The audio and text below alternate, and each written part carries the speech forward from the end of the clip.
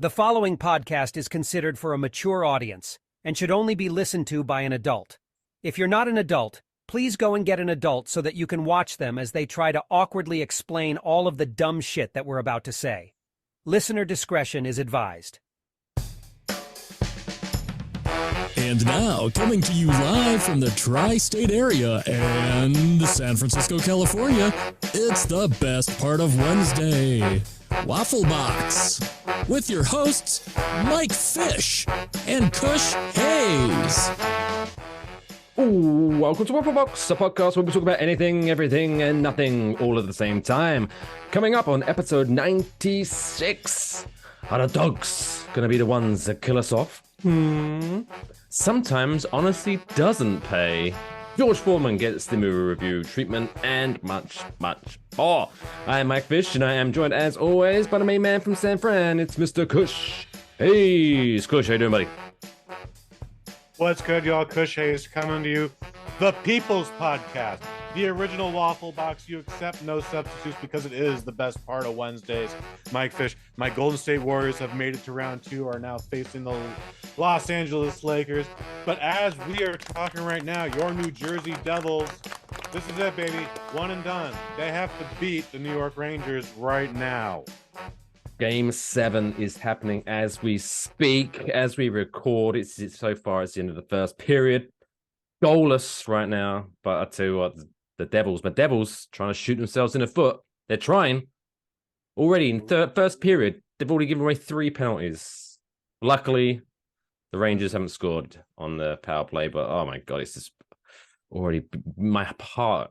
I don't know if I can take it. All right, fingers crossed, and the thumbs too. There you go.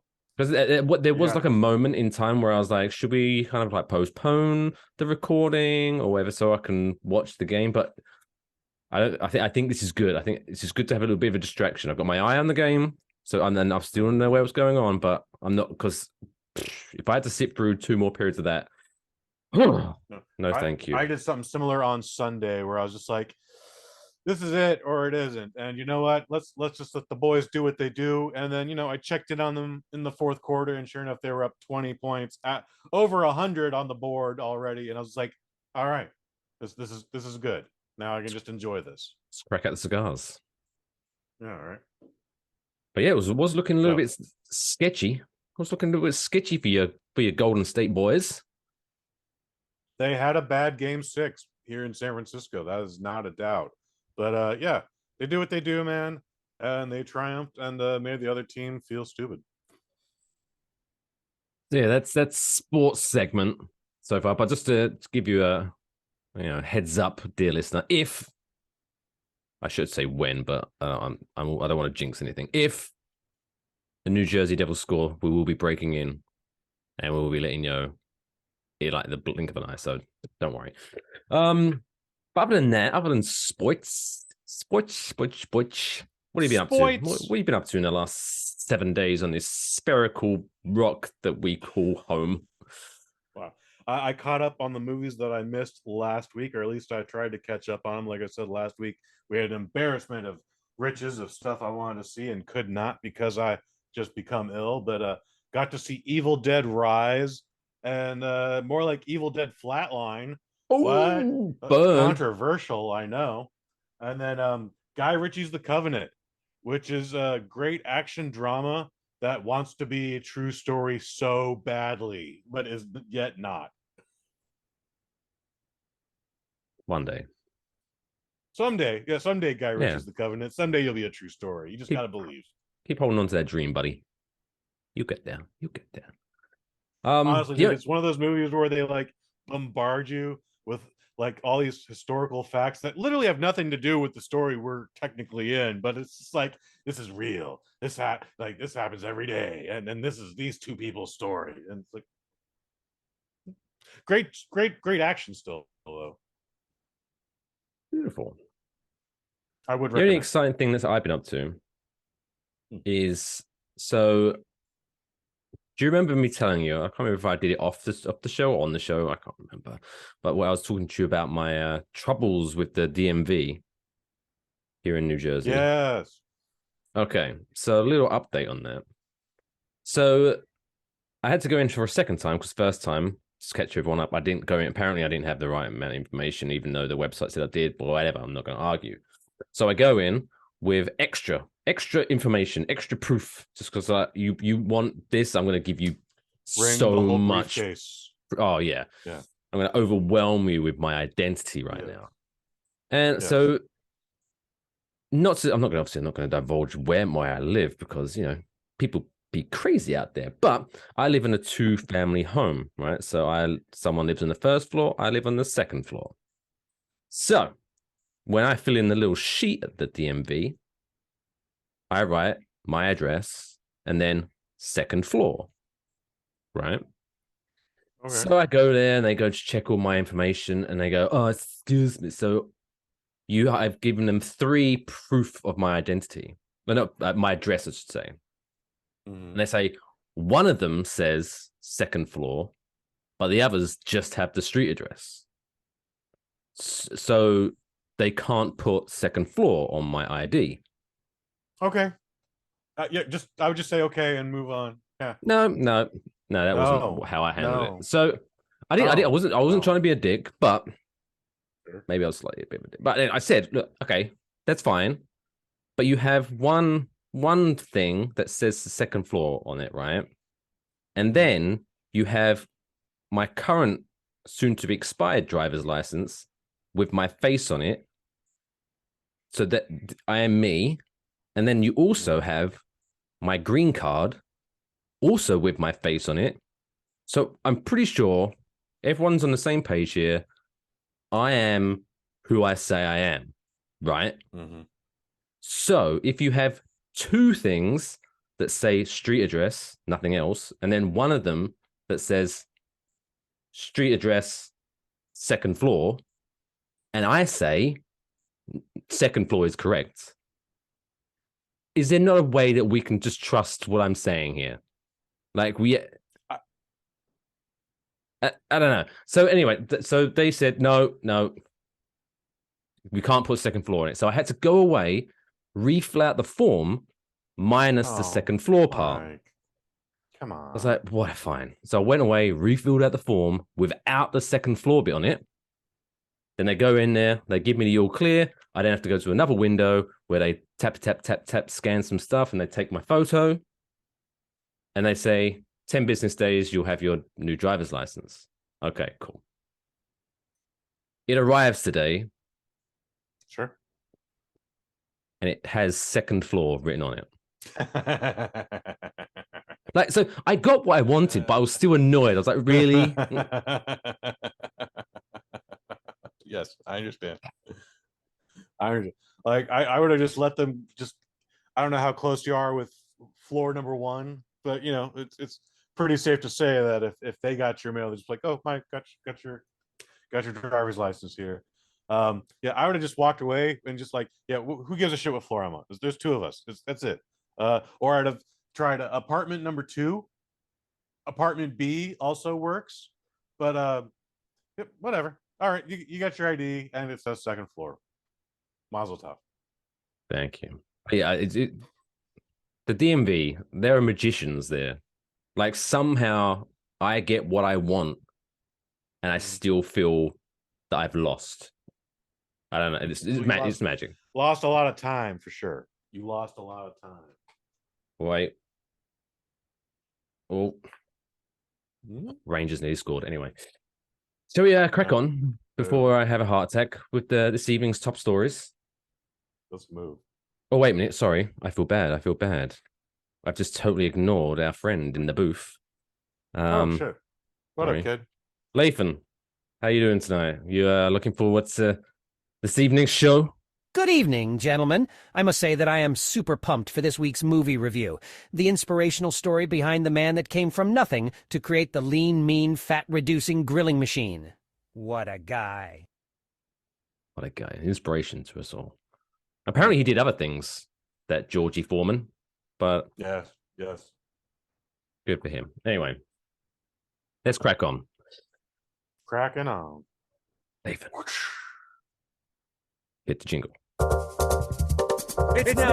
Whoa, we got a little bit of echo there. Let's. That was getting too disco-y for me. Dude, I don't mind disco, but like that, no, that was gonna give me a seizure. Like, think I wouldn't have any strobing effects happening here. All right, take a deep breath, Lathan.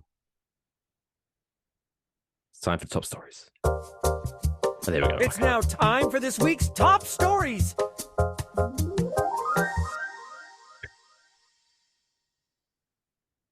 First top story this week, we focus on. So last week, our lead headline was about cats and how it was a bad time for them in New Zealand. So now, to play fair, to show that I'm not showing favorites, let's talk about dogs in this week's opening story. Bow, wow, So, wow, yippee, yippee, this may win an award for the most misleading headline in journalism. I'm putting that out there, right? Okay, I'm standing by. So, if I remember correctly, this came from. Let me just triple check my sources here.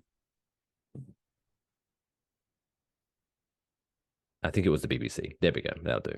Anyway,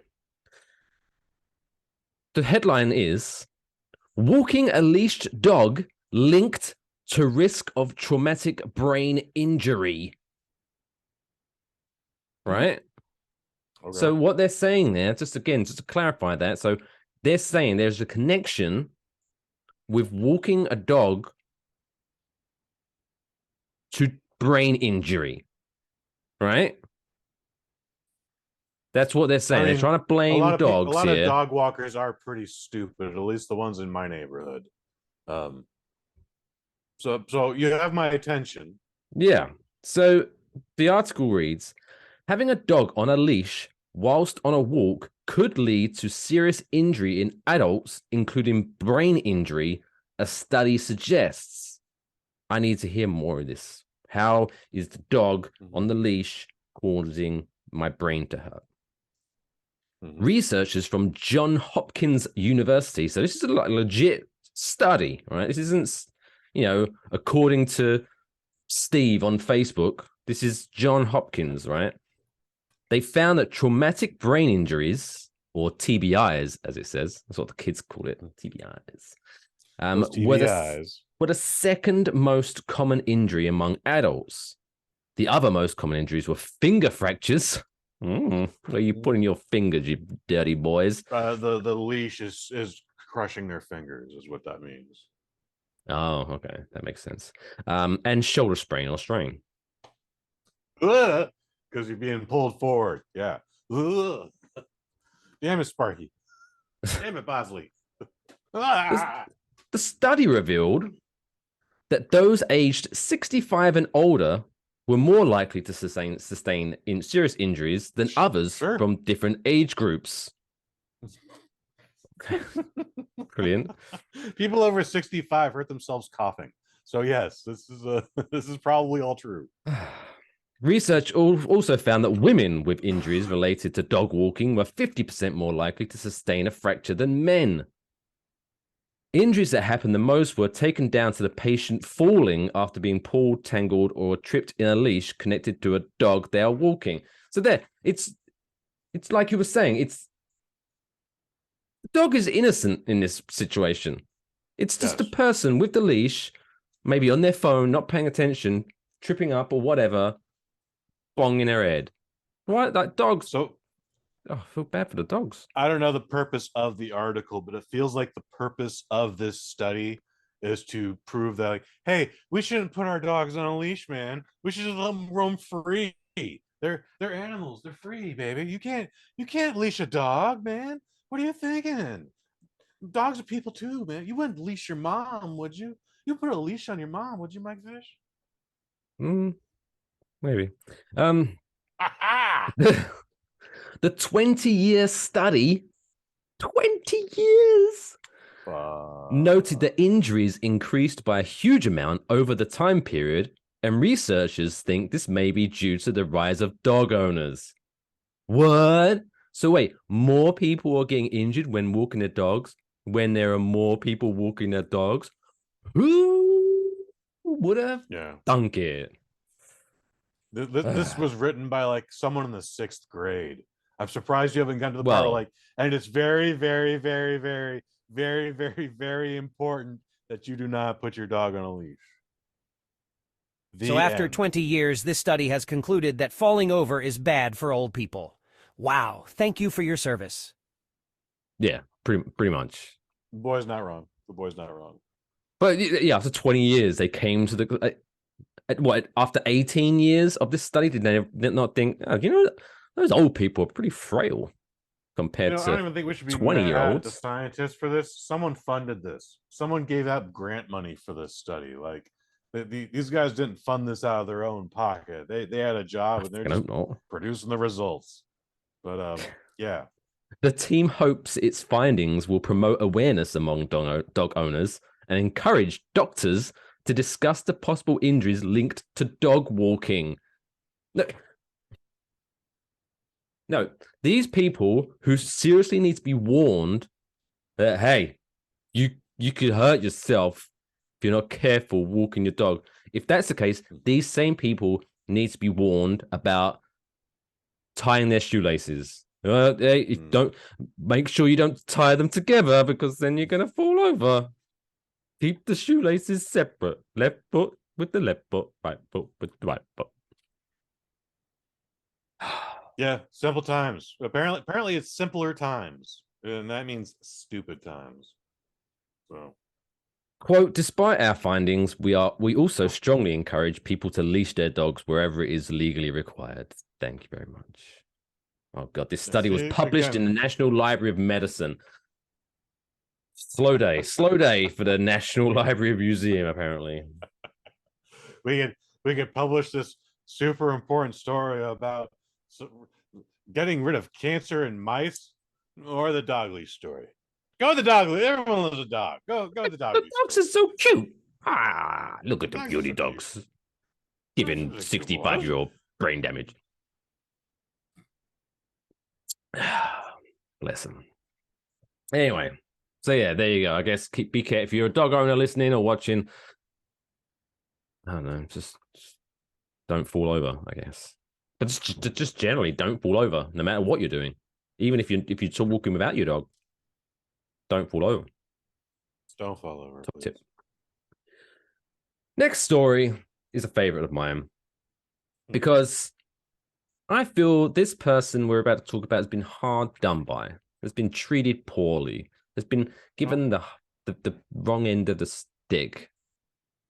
Yeah, whatever they say. So I don't know. You're a sporty guy. You know baseball, right? I know sports ball. Sure.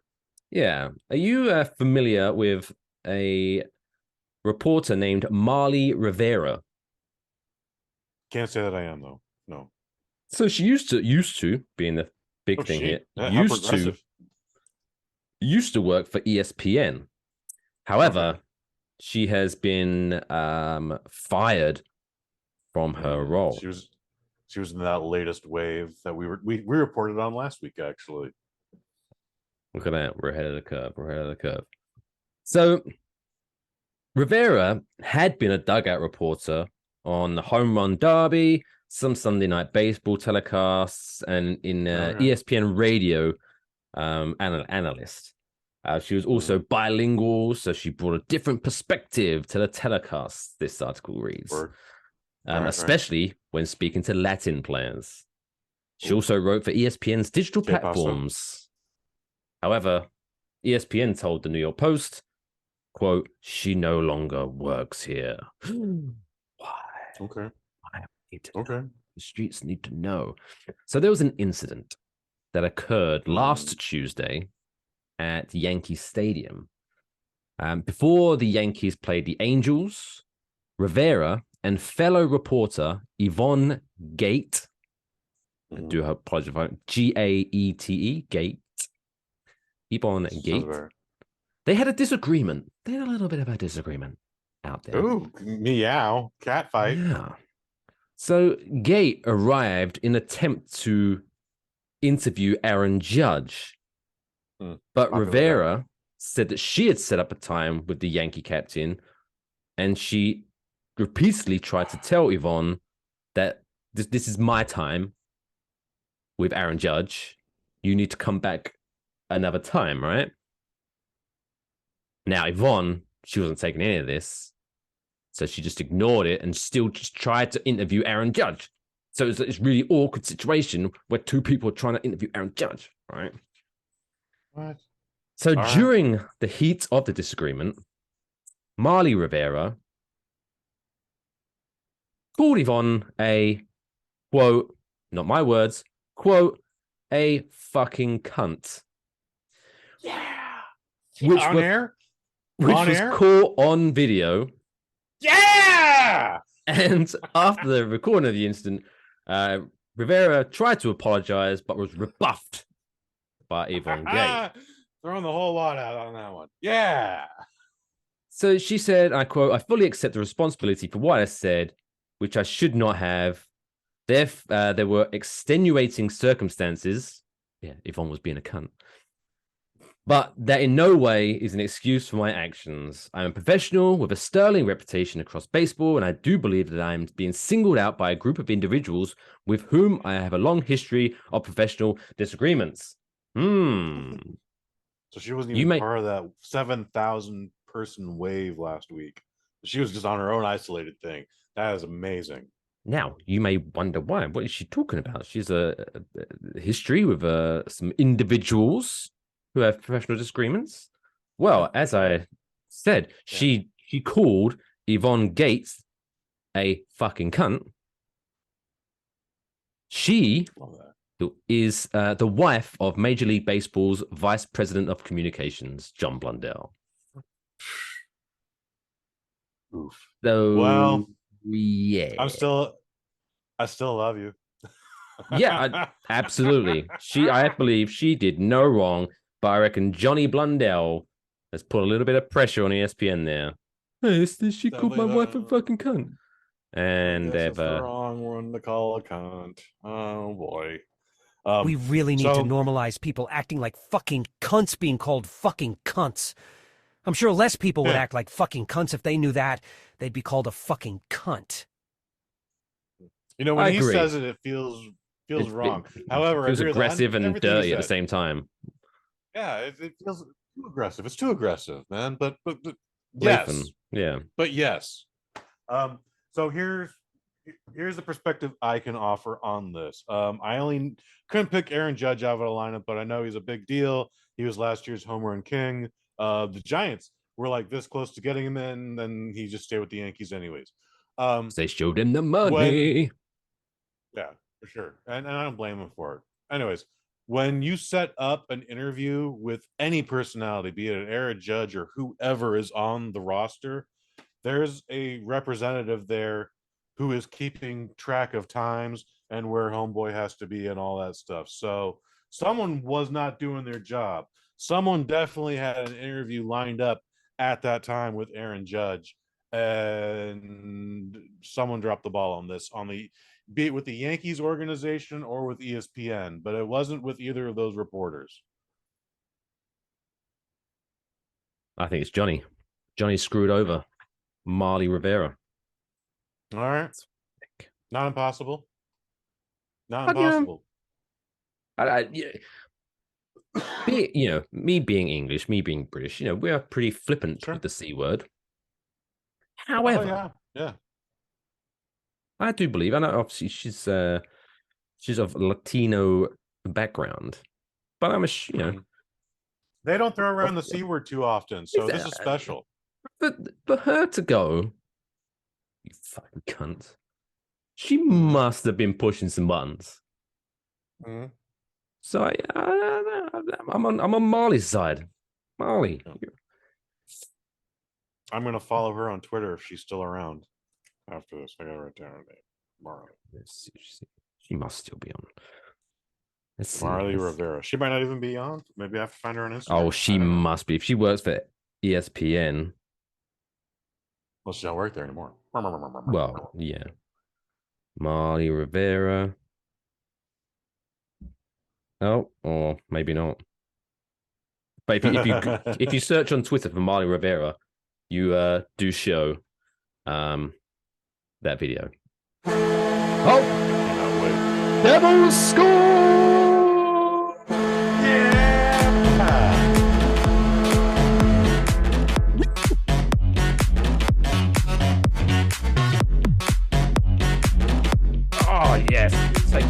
shit.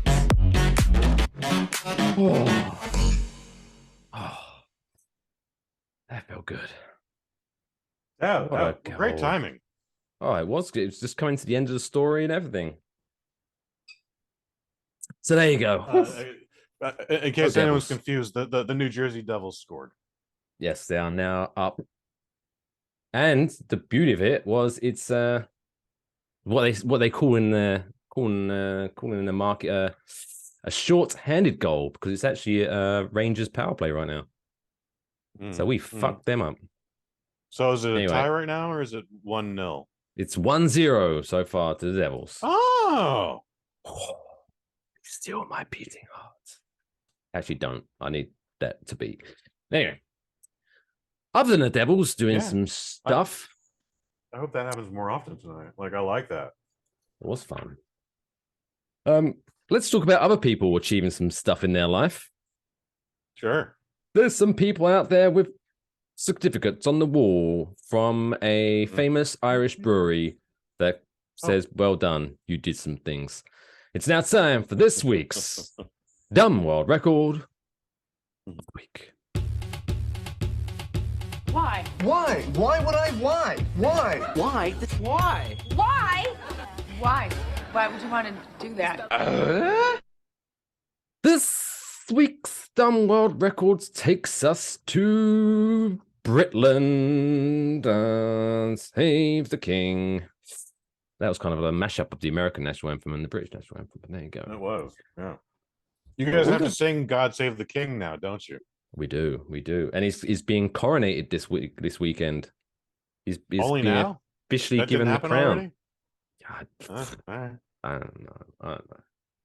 And you know, all right, real quick before we talk about anything, let's talk about the king, right? Let's talk about King Charles, right? Let's talk about the king. Because there's some people out there in the Twitter, well, just in general, right? Just getting so up in arms about he's not my king and all that, and the monarchy and stuff. People still, and people that love it and all that. Hey, you know, I have a picture of Queen Elizabeth still on my wall for shits and giggles, but I don't. Right, here's right. This might break the internet right now. I'm about to say something that might break the internet. Nothing that any member of the monarchy has ever done or has ever said has affected my life one bit. Why would you say something so honest yet so brave, Mike Fish, on the original Waffle Box of all places? Why would you say that? So I don't get why people are so like one way or the other, just so passionate. Like, it's cool, I guess. Oh, there's a new face on some money. That's pretty cool. Next time I go back to England, I get to get King Charles on a coin. You gotta get that new money, dude. Get that new money, baby. Well, the old money. Do you still have like a piece with Queen Elizabeth on it? Yeah, I still got some coinage. I got some yeah, you got £5 notes of those now.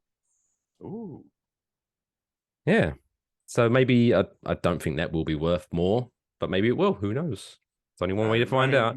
There's time travel into the future. Ready? I'm about to time. Right, I've got £5 English sterling note. I'm about to travel into the future. I'm back. Yeah, it was still worth £5. Anyway, that was a bit disappointing, but it's fun. Anyway, let's talk about this British fella though. This British fella.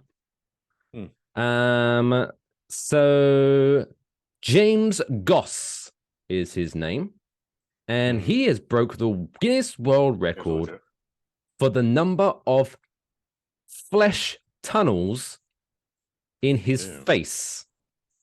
Ew. Double ew. Now, what does that mean? One, it sounds like a sex toy aimed at the male demographic. I got a flesh tunnel date on Friday night, baby. All right. Oh no! I left my flesh tunnel in the dishwasher too long. It's melted. I stayed too long in my flesh tunnel, and now I'm all pruny. Is that how you like? Is that how you? Do you reckon fleshlights are dishwasher safe, or do you reckon you have to Yes. clean them manually? No, they boast that they're dishwasher safe. But why would you do that still? Yeah. That's where Or your at dishes least go, bro. do it in a separate load. Oh, separate load. Yeah. Oh. Or I don't know, not at all. Or maybe you wash it still, but then like it's no. I'm old Bleach. school. Right. Tissue flush. Boom. Evidence gone. Boom. Anyway, so this flesh tunnel isn't the sexual kind. It's just literally holes that he has created, or maybe I don't know, maybe not him, but someone else. He's paid someone to put holes in his face where there shouldn't be holes. Right. He broke the world It's record. a piercing that's expanded, Yeah. basically. Yeah. Still. Which he has to drink with a straw, because you can't drink regularly with that, because that's just gonna be pissing out the side of your face. Wouldn't it piss out of the side of your face with a straw too? Well, no, unless you like put the strategic, place the straw right at the back of the throat. It's not gonna be comfortable either way. Oh, that's oh my god. Why these Yeah. people aren't long-term thinkers, Mike Fish. No. It's like Oh, tattoos, right? I've got a bunch of tattoos. I love tattoos, Sure. right? But I have strategically placed them. There's none on my neck. There's none on my face. Because, again, hey, maybe if you're in your 20s and you're in a band or whatever, a neck face tattoo might look cool. However, when you're in your 60s, shit's gonna look weird. I don't know. You know what? I would normally agree with you, but to counterpoint you, I think Mike Fish could be cool with a couple teardrop tattoos. Yeah. Just a couple. And you'd have a to earn them, of swallow course. on my hand. You- Yeah, I did stuff, man. I did stuff. I'm not proud of it, man, but I did stuff. So that means you That's a murder good people, voice. right? The teardrops. Mhm. And what is it supposed to be like? Look, oh yeah, I killed some people, but I'm sad now. I'm remorseful. Ooh, I'm so sad. Anyway, So yes. sad boy. This fella, James Goss, has 17 flesh tunnels in his face. A little bit of What are you, cheating a going fucking on here. Spaghetti colander. So he initially broke the record for most face flesh tunnels in 2020 when he had 14. And then he miraculously broke the record again when he got another one. And he's been awarded the record for a third time when he added 2 more flesh tunnels. That's just that's cheating. Anyway, what does he have to say? We have to start including pictures and or videos with these segments, man, honestly. You tell me what he says. I'm looking this fool up. James Goss, JamesGoss. So he said, for me, expressing myself, regardless of what other people think, has made me feel a lot more fulfilled. Which is ironic because technically there is now less of you because you've... anyway. I don't want to change myself to fit in with other people. It's better to just be myself and spend my energy finding where I fit in anyway. He told the Guinness World Records. Guinness World Records said each of Goss's flesh tunnels had to measure at least 0.11 inches to qualify for a record. Quote, it does feel pretty cool to be a record holder. It's definitely a talking point. Let me just repeat what he said. It feels pretty cool to be a record holder. It's definitely a talking point. Oh, yeah, sure. That's what starts the conversation.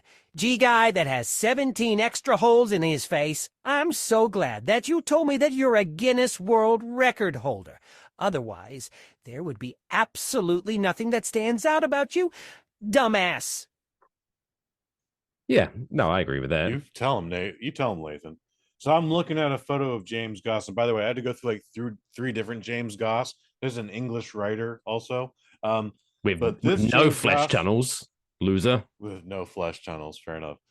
This James Goss with a tattoo on his neck and up to his ear has several piercings, but I wouldn't say any of these. I wouldn't say this number adds up to 17. So I don't know if this is a super old photo, Maybe. but like, yeah, he's got a chopstick going through his face, and it looks like he has a big button right here where hair is coming out of it.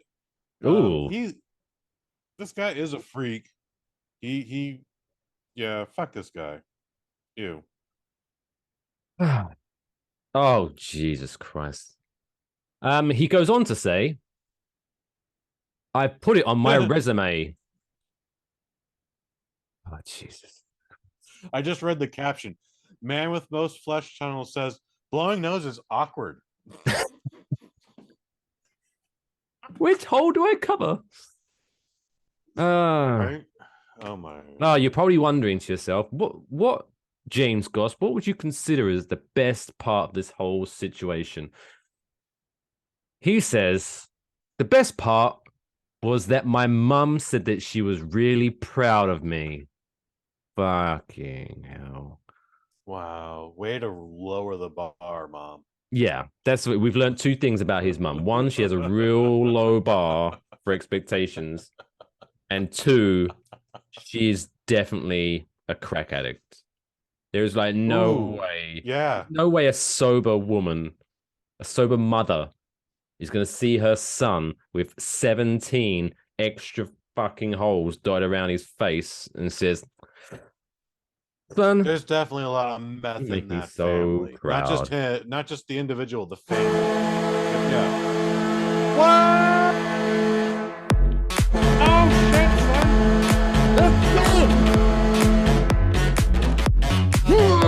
Devils 2-0. Fuck it, Rangers. Oh. Let's go. Let's go. Who was it? I've got so many things on my screen. I've had to put a little. It's jeez. Now I'm just, no. It's someone. It's someone wearing the Devils uniform. That's confirmed. Okay. That's good. That's good. It's Jesus Christ. Show. Anyway, there's a lot of people in New Jersey right now, very happy, swinging towels. It looks very exciting. 4 minutes to go in the second period. Don't fuck this up. Wow. So it's now 2-0. 2-0 to the Devils. I like that you said 0. Yeah, I know. I say that. I used to, obviously, back in my day when I used to live in England and I was surrounded by English people, I would say 0. 2-0. You're becoming Americanized. Yes. Although isn't nil? Isn't that a French word? I have no idea. I don't know. And quite honestly, I picked it up from Ted Lasso this week. I was like, oh yeah, maybe we should start saying nil in front of Mike. That made me sound super intellectual. Speaking of Ted Lasso, this is a real weird segue. Last night, I finally watched Thor: Love and Thunder. Oh, I'm sorry. It was all right, but yeah, it wasn't great. It was a little, as much as the Marvel Cinematic movie. Universe has gone a little bit wacky. I thought it was a little bit too wacky for me, a little bit too over the top. And Well, I mean, you can have wacky, but you can't have wacky when we're talking about stage 4 space cancer and then intergalactic kidnapping, which was part of my fucking argument when we did the review for Thor 4 back in July. But yeah, fucking Roy Brett Kent, Goldstein. Hercules. Brett Goldstein in the post-credit scene. Hercules. So I was like, look at that. They're never gonna do that, but that would be super cool. That'll be fun. You don't reckon? You reckon they're ever gonna make Thor versus Hercules? There's not. I don't see them doing a Thor 5, and not just because of that's gonna be so fun to say though. One. Thor 5. Thor 5. Sure. Thor. Yeah, I mean, it's a long ways away. So, anyways, yeah, they do that whole thing every year where like these are the movies in progress and this is going to be our release calendar, and I don't see anywhere like Is Hercules going to show up in the new Blade? Probably not. In the newest Guardians of the Galaxy, which we review next week, FYI. No, probably not. Exciting. Well, I don't know when Brett Goldstein, aka Roy Kent Hercules, is coming, but I don't think it is. Still, it was a fun scene. That was one of the funnier scenes. But could you imagine how mad you've got to be?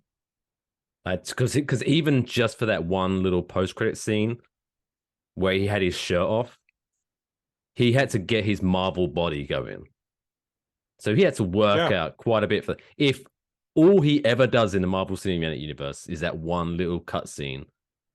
Hey, it would still be pretty cool. I'm sure he got paid generously for it. But you'd still be like, really? Yeah. That's all I did? He got a day's rate.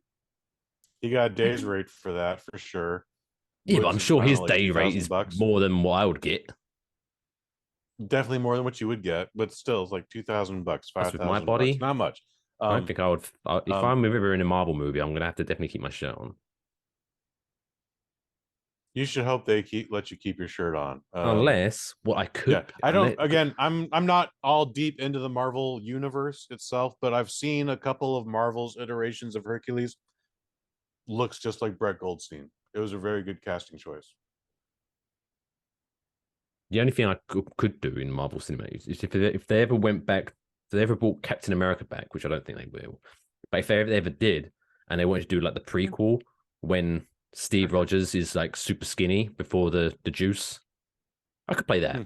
I could do that pretty well. Okay. I could play skinny Steven Rogers. So if they would, you wouldn't even have to shave. They would just put his face on your body. So sure. And then they'd have to CGI out my tattoo. But anyway, yeah, Kevin Feige, give us a call if you ever need a skinny, bearded British person. I'm your guy. Right, with 35 seconds to go in the second period, let's take a quick pause for the cause so I can calm down. And hopefully we'll see the Devils make it through to the next group. Still to come. Hail Satan. Oh, what? What? Oh, I see what you're saying. Yeah, Devils. Satan. Okay, gotcha. Still to come, we're going to be testing Kush's knowledge on the IMDb top 250 still. We'll be talking dating ideas. We've got Kush's movie review and much, much more coming up after this short break. Ooh.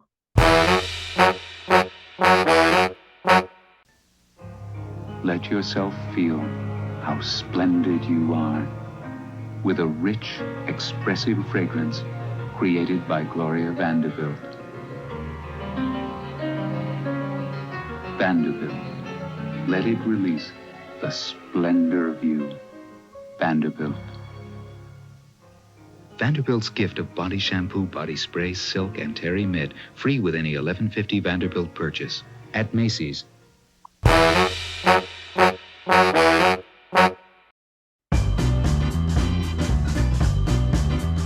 It's now time for the middle of the show quiz.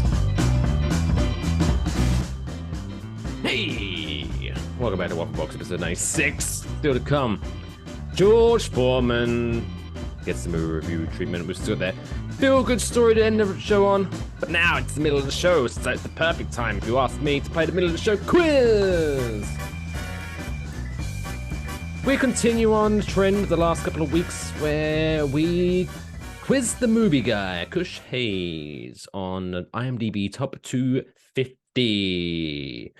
How this game works is I give him a starting point, I name one movie, and I tell him where it is in IMDb 250. And then I give him the next one, and he has to guess where it's higher or lower, and so forth. Pretty simple. Higher or lower game. These have been surprisingly difficult. Like, even objectivity is just out the window. It's pretty crazy, Mike Fish. Because these are all, viewer opinions, right? Or averaged out, right? It's all averaged out. Yeah, so like 10,000 plus people went, meh. Shawshank, number one. So if anything, this just proves a lot of the time that people are stupid, which is nice to have proof. Anyway, so this week's starting point is 1992's Reservoir Dogs. which, just wow. for fun, can you guess roughly where that is in the top 250? Oh, thank you. Yeah. I didn't even have to do that, but since we are here. 242.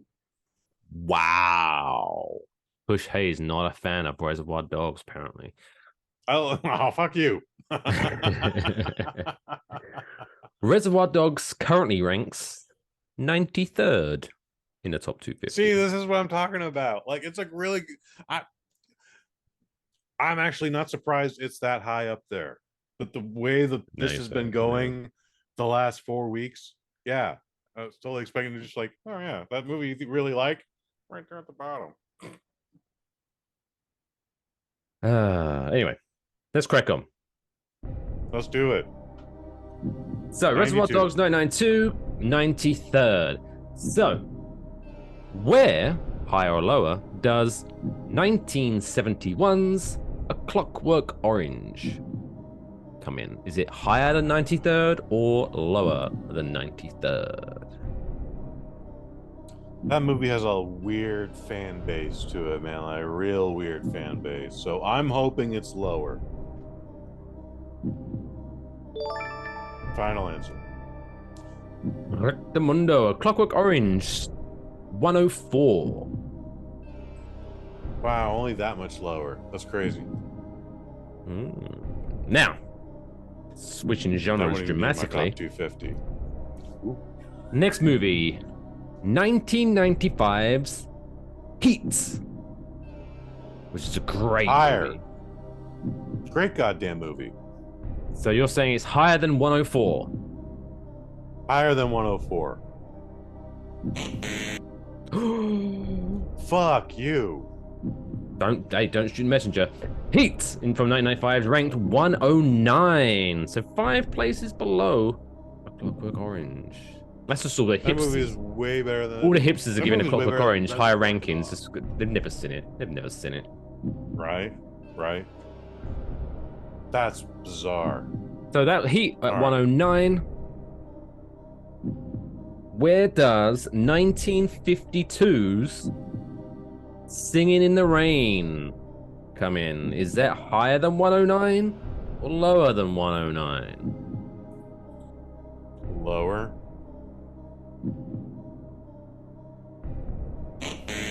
Oh, interesting. Singing in the Rain ranked 83rd.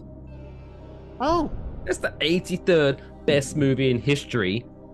Some twat with an umbrella inappropriately dancing in the rain. So I've never seen Singing in the Rain, but like movies like that and Sound of Music, like you would imagine those are still in the top 25 of all movie lists. But okay.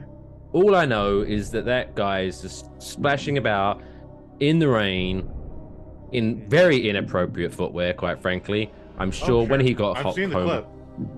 he was. I bet he felt ill the next day. And I don't wish thickness on anyone, but you get what you get. You know what I mean? You get what you get. Sure.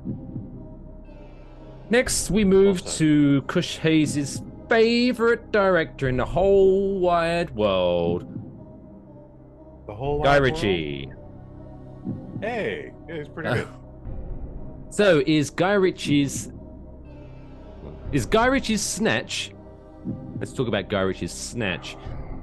Is that higher or lower than 83rd? That was released in the year 2000, for those keeping track. Never saw this movie because everybody who did see it goes like, Guy Ritchie's Snatch.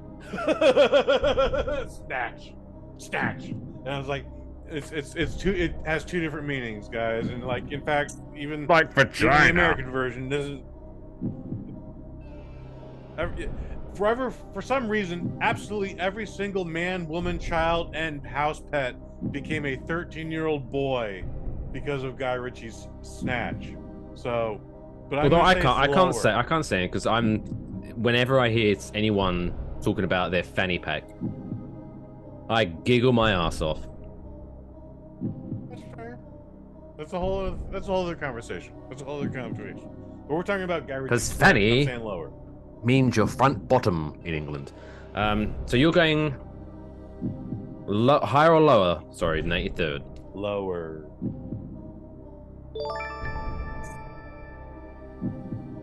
119. That movie should 119.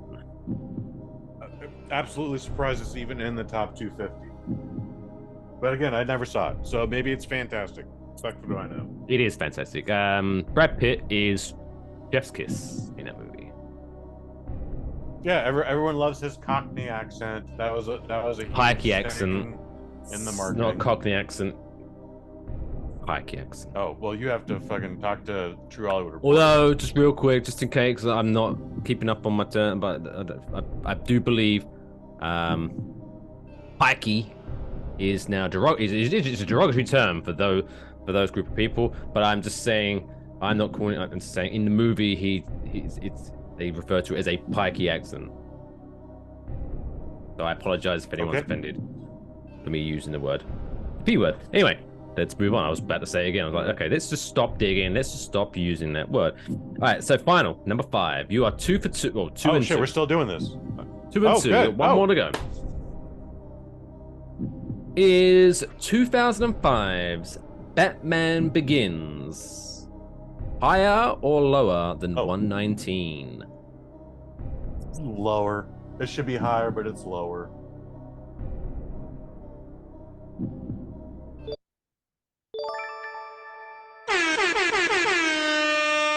You win.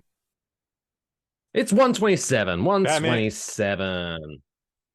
Batman Begins is the best of the Christopher Nolan Batman trilogy. But anyways, you guys aren't ready for that conversation. It is. 1000%. I mean, art is subjective. I'm not going to argue with your point. However, I do believe at least we can agree on this, right? So there's like, for me, it's Dark Knight. Sure. Yeah. Batman Begins. And then Dark Knight Rises is down here. Now Dark Knight Rises is not a good movie. So I'm assuming you're going to switch those two at the top, but we can agree that the third one is comparatively dog shit. It was not a good movie, and I don't know why they thought they wanted to go there, and I don't know why everyone was riding that movie's dick when it first came out. Because when I was like, what is happening here? It was so I'm confused and upset. At least you don't have to. It's not like, well, I was going to compare it to Back to the Future. It's still not Batman Back to the Future trilogy. Well, Back to the Future trilogy is like 1 and 2 are up there, and 3 is Batman the movie. It's 3, but like with the Back to the Future trilogy, once you watch the second, you don't have to watch the third, but it's hard not to watch the third because it kind of goes straight into the third one. Whereas at least with this one, you can easily watch Batman Begins and Dark Knight and then forget that the third one even exists. I mean, The Dark Knight is still a good movie. I'm not saying it's not. I'm not saying it's not. So yeah, if you like Batman Begins and if you like The Dark Knight, I don't know why you wouldn't see The Dark Knight Rises. That's what I'm saying. Much like if you saw Spider-Man and Spider-Man 2, I don't know why you wouldn't be excited about a Spider-Man 3, only to be horribly disappointed. And just going, oh, fuck this movie. Shout out to Tobey Maguire. Anyway. It's not his fault. No, it wasn't. He was a fantastic actor. Deserves way more credit than he gets. Let's move on. Because I'm sure there's already people watching this or listening to this, and they're kind of like, hey, look, we've had fun right now, but time is a ticking, and I gotta work out what I'm gonna do for my date coming up soon. So fear not, baby birds. We are gonna help you out with this date night special of the Trapdoor segment.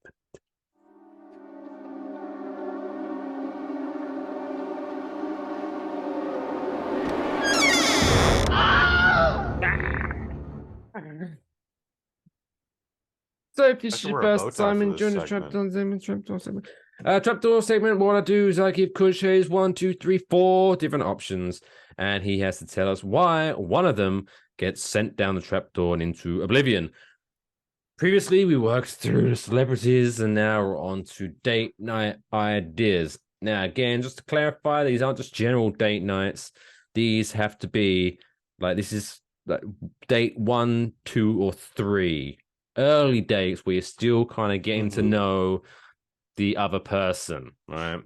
So I'm going to give him 4 options, and he has to tell us which one is the worst one, and we'll send it in a trapdoor, and now no one can even have that as an option anymore, and the world is a happier place. We're still trucking our way through the alphabet. We are now at the letter E. The date night ideas beginning with the letter E. And again, oh boy, has this website. Yeah, maybe you shouldn't do gang signs. My hands got rheumatoid arthritis. I can't help it. West side. So yes, these are some doozies. So letter E. So these 4 options are exercise class. Okay. An escape room. An evening stroll. Really scraping the barrel now. And the 4th one, which, so on this, again, on this website, it tends to give around 10 to 15 different ideas for each letter. This is the 4th best one. Perhaps on your date, you would like to take them to an estate sale.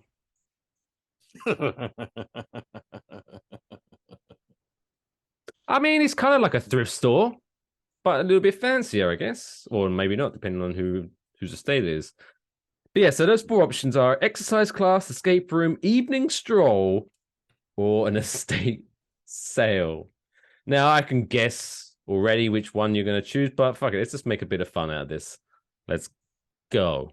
Oh, I would like to know what you think I'm going to choose here, because so this is a much better. How would you? Hey, I know we're only just getting to know each other, but how would you like to help me rummage through a dead person's belongings? Not much. Not very much. Anyway, this is your time to shine, buddy. I was going for. All right. Well, yeah. So just knee-jerk reaction. This is a much better list than what we were presented with last week. Like I don't remember what we went through last week, but so exercise, you know what? That's actually good. If you're into exercise, that's actually not a bad first, second, or third date. You know, and it can become a routine. You know, sometimes folks only have so much hours in a day, but you know, they also want to get their physical fitness on. Escape room could be a lot of fun. Might be a little corny. You better have the right person to be a part of that with. You know, the evening stroll is actually, I know you poo-pooed it, Mike, but it's, you know, dude, it's, if you're a smoker also, it is a great way to get to know each other. No, I didn't poo-poo the evening stroll. Okay, well, whatever. I poo-pooed the estate evening sale. Stroll. You find yourself a certain fella or a certain lady, go on an evening stroll. Just walk around the block, like do 10 laps around the block, that minimum. All right. Go to a park, do whatever. But yeah, that stroll, as long as you don't say anything stupid, that's the best one on this list, honestly. Drag them into a bush.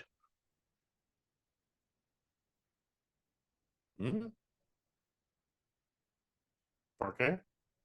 You know, when people, you know, then the police get involved, and you have to do like 10 years. Don't do that, boys. Don't do that. That's good advice. I think that's good advice. Yeah, definitely don't do that. I'm just saying, some people, you know, we just discussed earlier, people spent 20 years working out that 65-year-olds get hurt more when they fall over compared to younger people. So I feel we need to, you know, state the obvious here. Don't. Anyway, carry on. But we're going with estate sale. Estate sale is the worst. Yeah, don't Don't take your date one, two, or third round to the garage sale. Yeah, don't do that. The deceased person's garage sale.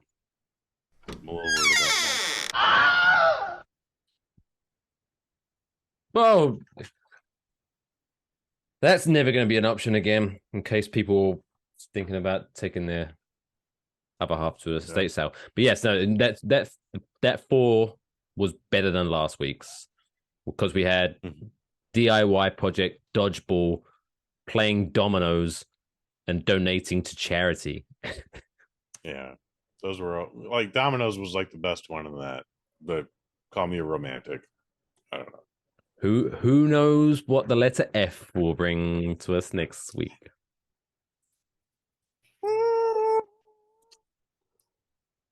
Yeah, I'm not gonna do them. What am I worried about? I restrained also. I've literally said good for you. The C word 10 times today. And I'm worried about. No. This is special, Mike. Make it special. Just hold back like I did. Finger banging. Anyway, it's now time for this week's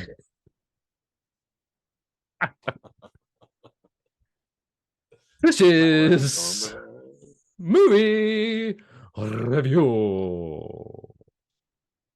Up, Lathan now. Lathan.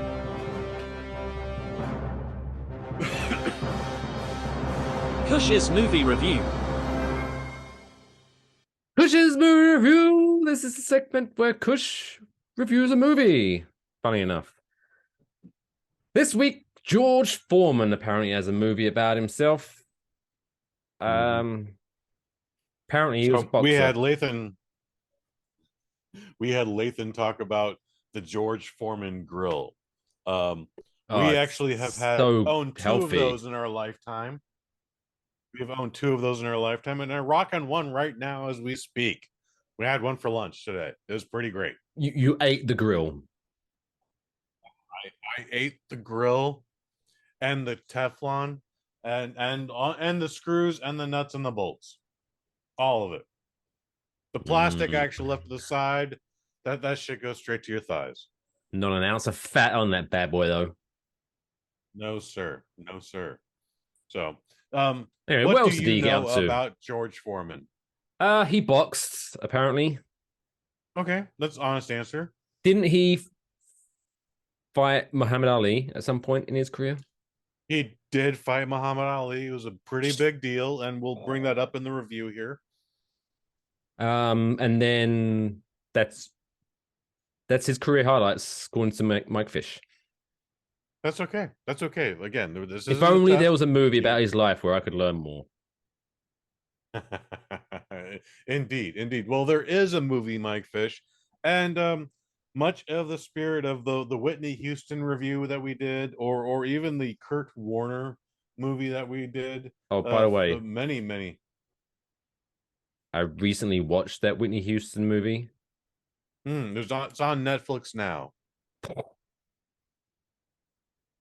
So bad. Anyway, carry on. Okay.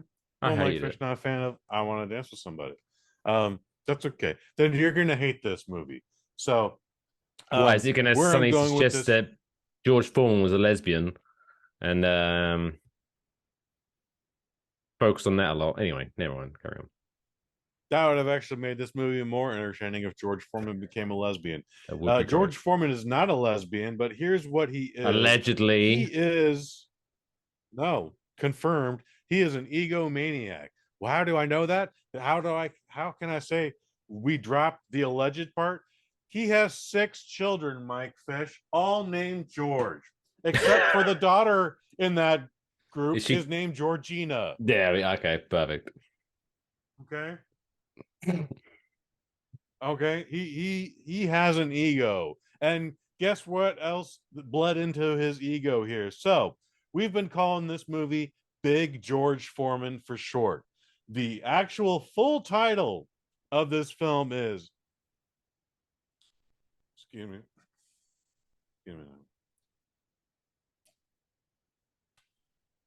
Big George Foreman, the miraculous story of the once and future heavyweight champ of the world.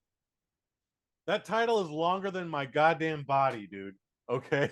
Well, I actually see. I actually had I looked it up because I'd actually tried to do a lot of research for this for the podcast, obviously, and I actually found out the actual true story. Sorry, the actual title. Mm-hmm. Do you want to actually find out? This would be a Waffle Box exclusive. Break it down.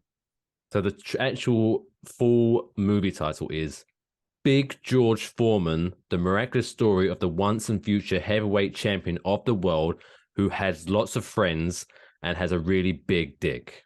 That's the official full title.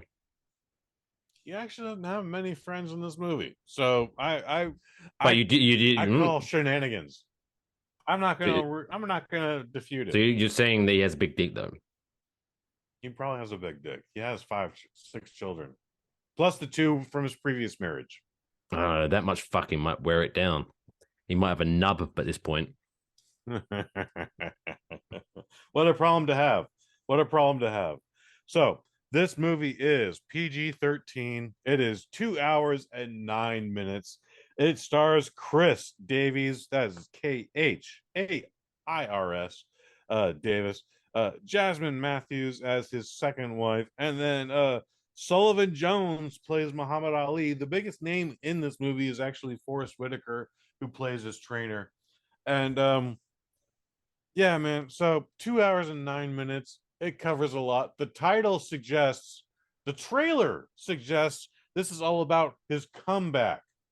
Once upon a time, Muhammad Ali, or George Foreman, learned how to box, and then he became a gold medalist, and then he became the champion, and then he lost the title, and then he became a preacher, and then he decided, well, we're not making any money, and my money guy screwed me, so I got to box again. And went on another run and then became the heavyweight champion again. There's 4 extra parts to this movie that we don't necessarily need. If we wanted this to be a Netflix series, we could get 10 great episodes out of all those arcs I just explained there. However, this movie is all about his fucking comeback, but it took us an hour and a half to get there. Like, it also has a lot of weird themes, man. So it goes from biopic to sports film to faith-based film back to a sports movie. And I have no problem with faith-based films. Excuse me for rubbing the mic there. I have no problem with faith-based films, but when you do that many tonal changes, none of it works. Like, you could have had a fantastic 2-hour movie that it told a little bit just there, just like, hey, I started out as nothing. I was getting into fights. I became a boxer, gold medal, heavyweight champion, fell off. Now this is the story of the 9 fights I took to become the heavyweight champion again at 45 years old, and an extra 100 pounds on my gut that I didn't have when I was the champion the first 2 times. So it's a body positive movie. Yeah, actually, since you said it, yeah, it is. He still has to drop some weight. When it comes to even discussing his comeback, he's like, yeah, I'm like 320 pounds. And Forrest Whitaker was like, fuck that. Don't come back here unless you're 265. But guess what? He does the work. It's a montage, as it probably should be. And then he's ready to go. It's a good montage. It's not a bad montage. I'm not super familiar with boxing and how that works, but I remember with my time that I used to watch UFC, I do remember the heavyweight division, the maximum weight you had to be was 265. So maybe it's similar for boxing. Probably. There are super heavyweights. The Klitschko brothers held those titles forever. And then Tyson Fury took one of them, I think. I don't know. Anyways. Yeah. like I said, this movie should have focused entirely on the comeback because that's what it advertised. That's what it implies in the freaking title. For some reason, they change his opponent's name in this. So in 1994, he fought Michael Moore for the title, and I remember actually watching that fight on HBO. Like, I don't remember anything about the comeback. I was probably like 11 when this happened. But I watched that fight, and it was a big freaking deal. Michael Moore is 19 years younger than George Foreman at that point, so for him to lose, big goddamn deal. But for whatever reason, in this movie they call him Archie Moore. I did some extra research. At no point, like on his Wikipedia, like, and then his friends called him Archie. Like, I don't understand the name change here. Well, maybe because it's they can't suggest, oh, this is another Michael Moore. This is the guy that makes documentaries. It's not you. So it's obviously about the boxer. So maybe for whatever reason, he didn't want his name in it. And so as much as people would like to see the director of Bowling for Columbine get punched in the face, no one's mistaken him for this gentleman. It's pretty obvious. They do not look anything alike Mike Fisher. I don't know. Even if you don't like Michael Moore, the filmmaker, I wouldn't want to see him in a boxing ring. Because even if you really wanted him to get beat, it would just be one punch and it's over. You'd be left wanting more. No, I'm okay with it. I would love to see Michael Moore fight Uwe Boll. That would be a fun fight, to be fair. That would be a fantastic fight. I mean, it would be a quick fight. Oh, too. and like, but it the would take shit them talking longer to walk to the ring. The shit talking before the fight. Oh, but can you imagine Michael Moore's documentary leading into the fight? It was just like, this is Uwe Boll. He's from Poland. This is the life he lived. This is what he does. The saddest training montages ever. So I decided to start jogging, and I hit the treadmill. That's my Michael Moore impression, everybody. Anyway, this movie should have been better than it's worth. The actors, they're fine. The actors did what they did, but the story it's kind of a mess, and it's kind of dull. Like, this dude changed the world, and again, in the spirit of Whitney Houston and Kurt Warner, this biopic is less than it should have been. So unfortunately, I'm giving it a 2 out of 5. Does it ever mention his grill? Yes, but literally just throwaway lines like, "Oh, that silly little grill you did a commercial for, like, that thing is like starting to pick up now." Like, it literally, that I might have paraphrased, but that's the line. Oh, and then there's, maybe they'll keep that the for the end sequel. of the film, spoiler alert, there's a title card. George Foreman sold his rights to the grill for like $130+ million.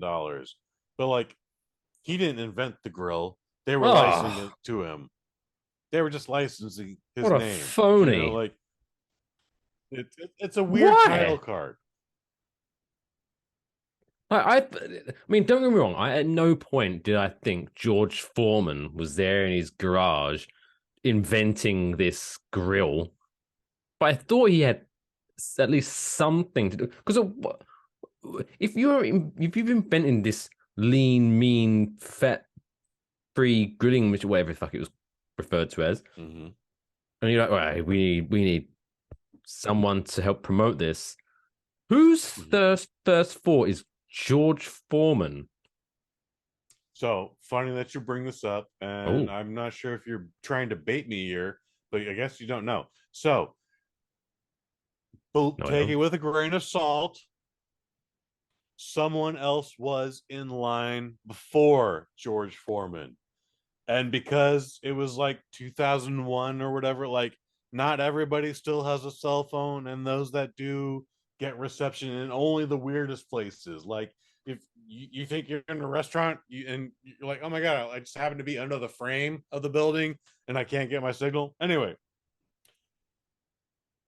one person claims that he was in line for the grill and lost it to George Foreman, and that man was Hulk Hogan. Oh, of course Hulk Hogan's trying to take away something from a black man. Can you give it a rest, Hulk? We get it. You don't like black people. Just calm down. I'm far behind on whatever reference that is, but however, really, that has been really. We can talk about that off air. This has been a thing since at least 2004 when he had that reality show on VH1. That's how long Hogan knows best. Yes.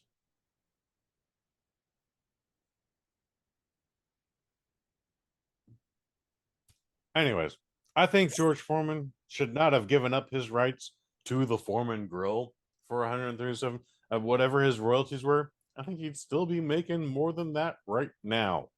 So, anyways, again, this movie should have been better than it was. It's not the actor's fault. I don't know if it's even the writer's fault or the director's fault. By the way, the guy who directed this, George Tillman, he directed Soul Food.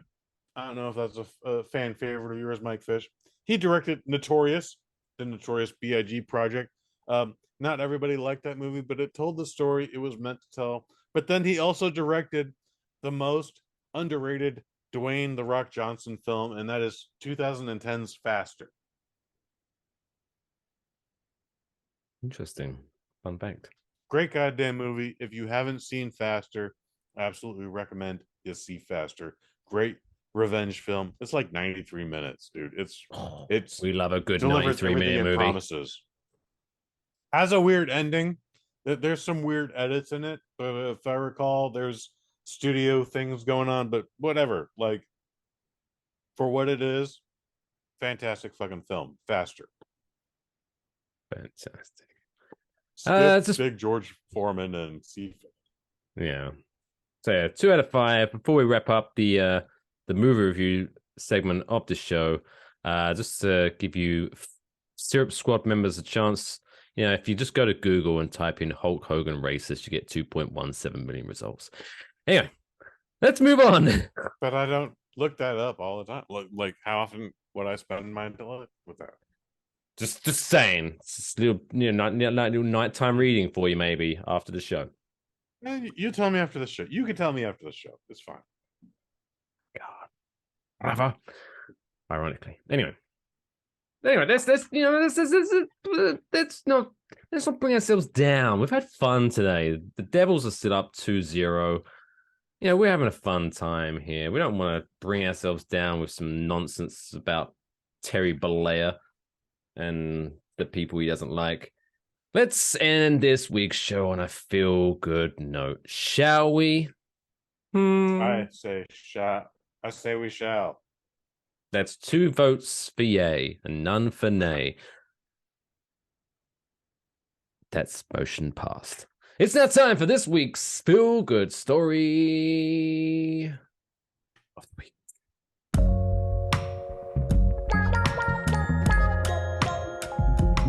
It's the coolest fucking story I've ever heard in my entire life. It's insane. Can I hear it again? And in what is a beautifully bookended podcast, if I do say so myself, we end this week's show with a story about how bloody amazing dogs are. Shout out to dogs. Yeah, why not? So, this story starts off with this story just gets straight into it. Bang. Lucy Humphrey has a new kidney. Bang. I mean, it's just good news, but right. Who the fuck is Lucy Humphrey? I'm happy for her, I guess. So Lucy Humphrey has a new kidney thanks to her donor, Katie James, and dog Indy. Okay. So, boys and girls, just want to you take this moment to stress the importance of punctuation when writing something. Because from reading this story, I understand. However, if you're reading this quickly, you would be led to believe that Lucy Humphrey has new kidneys from a human named Katie James and a dog named Indy. The dog has not given the kidneys that the human did, but the dog is helped out into the scenario. Anyway. How did the dog help? Let me tell you.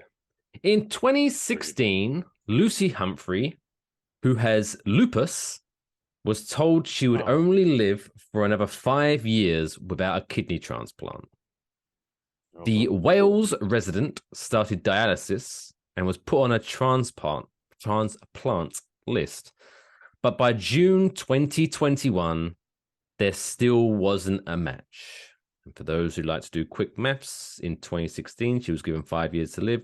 2021 is 5 years later. Uh-oh.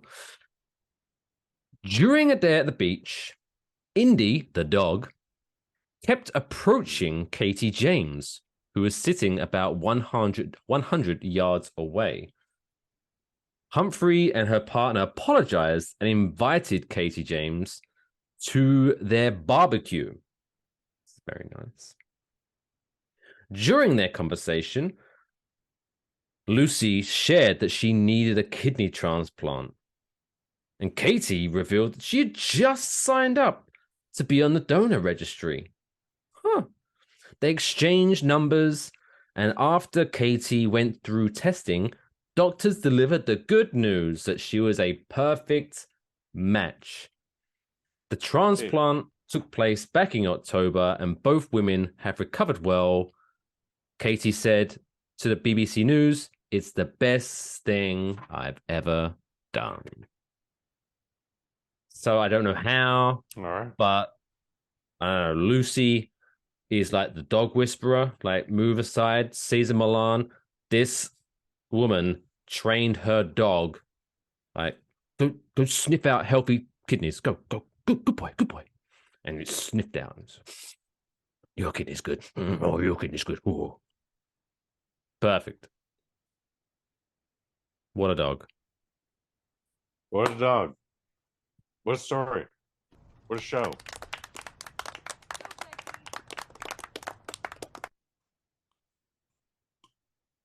Was that not the part of the story that was good?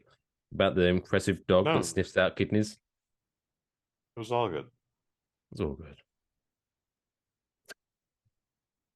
Are you inebriated or not impressed? Or a bit of both? Bit of both. Fantastic. Cheers to that, my friend. Anyway. Since you asked, I had to tell you. Yeah, why not? I'm just glad I'm not the only one. All right, babe. That wraps up this week's Waffle Box. Kush. In the meantime, between now and next week, episode 97, people are going to be like, oh my God, we need more podcasts. I know I do. You know, you can go to Claret and Big Blue on YouTube and you can watch me live every Tuesday at 6 o'clock Eastern, 5 o'clock Central, talking about West Ham United and the New York Giants. Ooh, exciting talk. Just come out of the NFL draft, which is hilarious for someone like me who doesn't follow college football or any college sports. I have no idea about any of these people whatsoever. However, you would have thought at some point between watching day 1 of the NFL draft and day 3 of the NFL draft, the fact that the talking heads, you know, whenever there's 3 fucking days of it, and I just put it on and just background noise. But you'd have thought after a while, I would stop finding the fact that they talk about people's ball handling skills funny. No, after 3 days, I was still laughing my ass off. Oh, breaking news. What?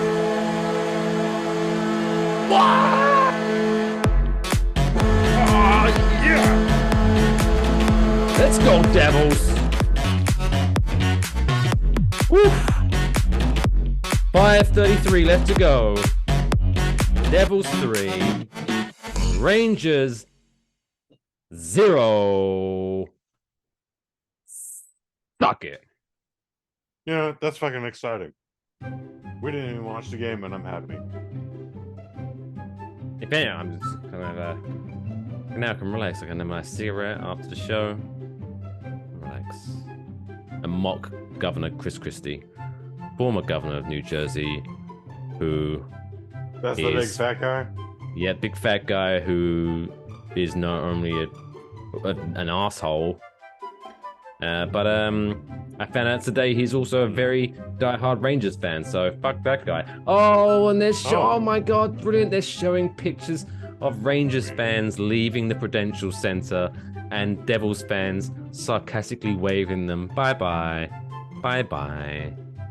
Anyway, sorry. You know, I hate when Fairweather fans do that, but even the fans of Golden State don't do that till like the last 3 minutes when we were losing. So good for you. Good for you, New Jersey Devils. Good luck in round 2. Anyway, what podcast are you doing this next 7 days? What the microdose? Have you got anything Jesus going Christ. up on the Bosnet family? Well, I'm still dealing with the Golden State Warriors over here in round 2, so I don't know what I'll be doing this week. But check out last week's microdose with Cy Pena. He is in Robert Rodriguez's The Hypnotic. That comes out May 12th. It's going to be a great goddamn time because you like Robert Rodriguez. So check out the microdose there. YouTube, Stitcher, iTunes, etc., Spotify. Otherwise, thank you, Mike Fish. Gracias, and it's a good night from me. It's a good night from him. Say good night, Lapen. Good night, everyone. Enjoy the rest of your week. And normally I would say something here, but I'm going to leave it to a very special guest to wrap up the show. We'll see you soon. Till next time, take care of yourself and each other. That's all, folks.